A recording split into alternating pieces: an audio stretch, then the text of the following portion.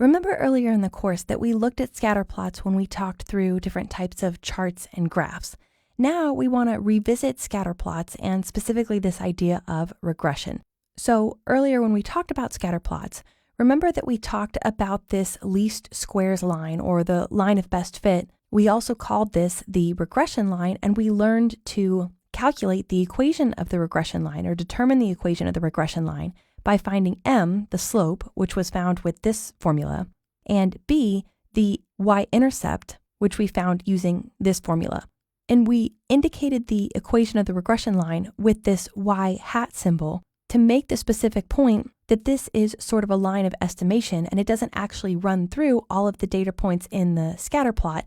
Instead, it charts a course through the scatter plot that minimizes the error or that minimizes the residuals. And so we indicate it with y-hat.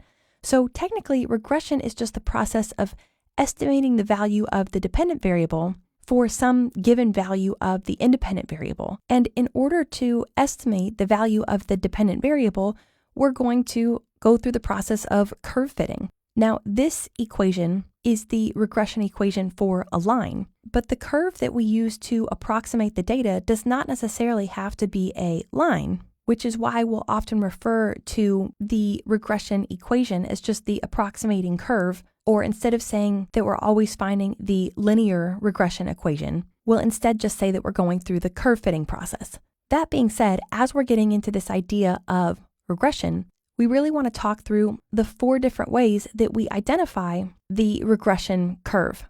In other words, there are 4 different ways that we normally describe the trend, and those 4 ways are the form, the direction, the strength, and whether or not we have outliers in our data.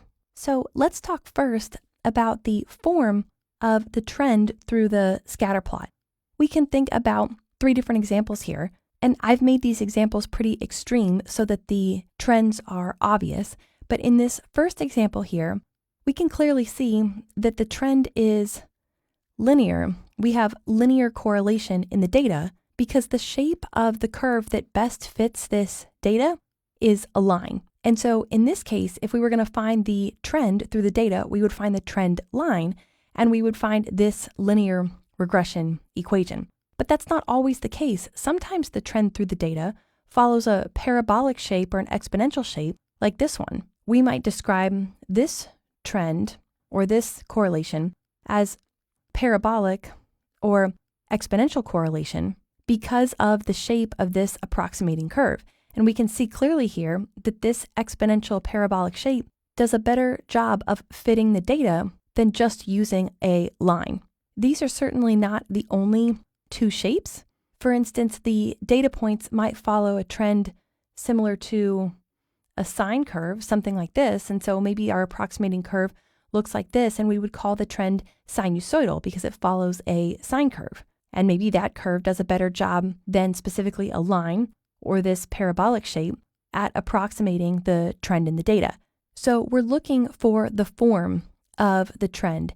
And for a scatter plot like this one, we might say here that we see no correlation because the data is so scattered in such a randomized way that it's difficult for us to see any kind of trend whatsoever in the data.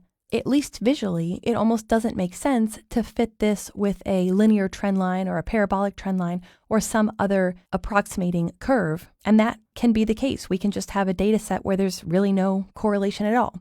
So we can talk through different forms that approximate the trend. We can also talk about the direction of the trend. So to take 2 obvious examples here, in this first example, the trend here is positive because as we move to the right, the graph moves up. Whereas with this second example here, the trend is negative because as we move to the right, the graph moves down. And that holds not just for linear relationships, but also for relationships of other shapes. So instead of this parabolic curve here, if we had something that looked like this, that approximating curve could be parabolic or exponential, but the trend would be negative. We would describe the direction as negative. So we talk about direction, we talk about strength of the relationship. So in these 2 examples here, this first one, we might call this a strong relationship, whereas the relationship among this data here we might call either moderate or maybe even weak. And really, the judgment we're making here is based on how tightly clustered the data points are around the approximating curve. In these cases, the trend line. In this first scatter plot, all of the data points are very, very close to this trend line. And so the relationship in the data is strong. But in this example, the data points are spread further away from the trend line. They're not all packed in close to the line. And instead, we see many data points that are further from the line. And so we would maybe say that this relationship is a moderate relationship or maybe even a weak relationship. But we would certainly say that it is not as strong of a relationship as the relationship we see in this first scatter plot. And then the last thing we always want to describe is outliers. So for instance, in a graph like this one, once we have the approximating curve, if it's linear, once we have the line of best fit or the linear regression line here, we want to be able to identify what appear to be outliers in the data.